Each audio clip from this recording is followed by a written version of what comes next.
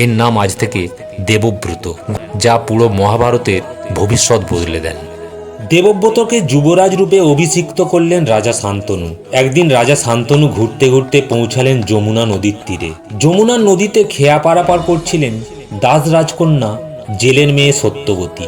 রূপ যেন তার ফেটে পড়ছে, তা দেখে রাজা শান্তনু রূপসাগরে ডুব দিলেন। দাসরাজ কন্যাকে বললেন, তুমি কি আমায় বিবাহ করতে চাও? সঙ্গে সঙ্গে দাসরাজ এসে বললেন, সত্যবতীর সাথে বিবাহ দিতে পারি, কিন্তু সত্যবতীর সন্তান হলে তাকে রাজা করতে হবে। আঁতকে উঠলেন রাজা শান্তনু, বললেন, না না, এ সম্ভব নয়, এ কথা শোনাও পাপ, আমি এ কাজ কিছুতেই করতে পারবো না।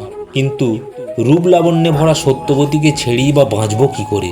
আহার নিদ্রা ত্যাগ দিলেন শান্তনু। দেবব্রত কিছুদিন ধরে পিতাকে লক্ষ্য করছিলেন।